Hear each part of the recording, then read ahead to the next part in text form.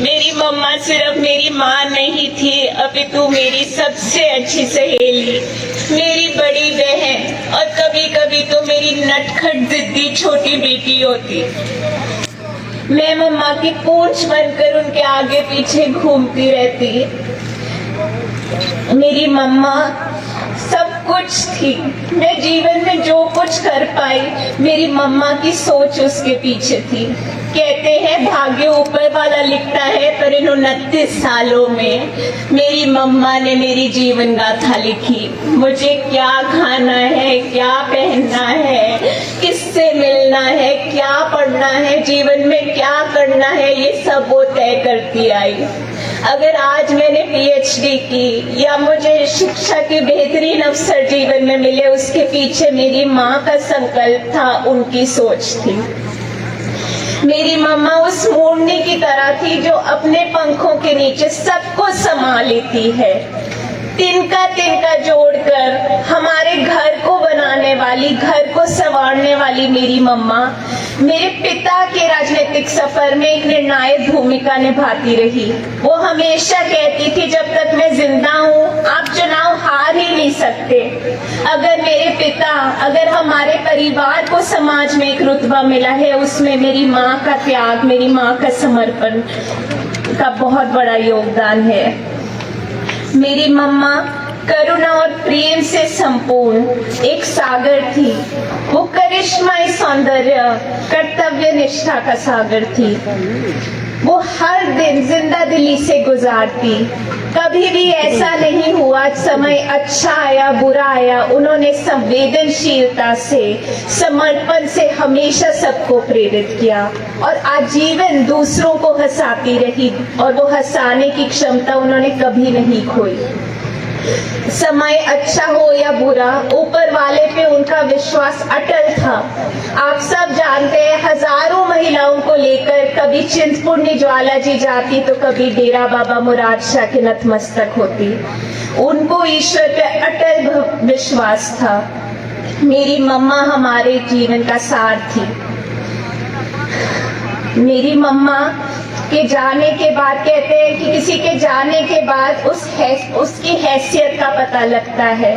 मेरी मम्मा के जाने के बाद जैसे हजारों आंखें नम हुई, प्रदेश के कोने कोने से आकर लोगों ने कहानियां सुनाई, मेरे अपने बुजुर्गों ने कहानियां सुनाई, पड़ोसी राज्यों से आकर लोगों ने मेरी मम्मा के बारे में कहानियां सुनाई।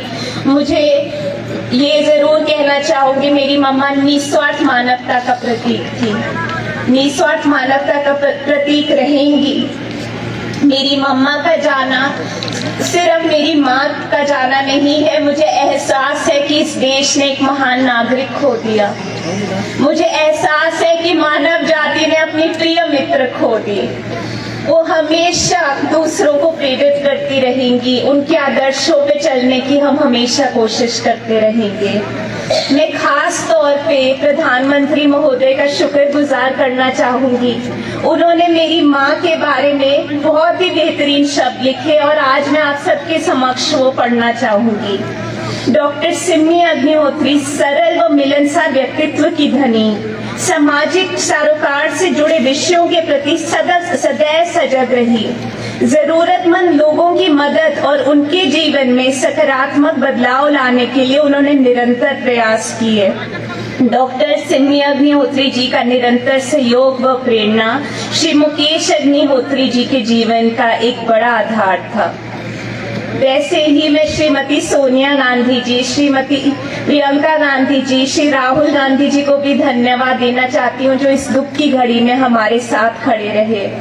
मैं प्रदेश के मंत्रिमंडल, सभी नेता, पार्टी की विचारधारा से ऊपर उठकर नेता हमारा सांत्वना बढ़ाने आए, उन सबको धन्यवाद देती हूँ।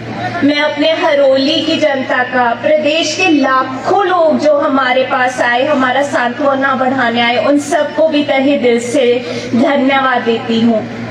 ये एक बहुत बड़ा झटका है हमारे जीवन में और जाहिर है हम असहाय महसूस कर रहे हैं। परंतु जैसा कि बाबा जी ने मुझे चिट्ठी में लिखा है, राधा स्वामी सत्संग व्यास से जो पत्र आया, बाबा जी ने लिखा है, we all live under the will of the lord and have to bow before his wishes.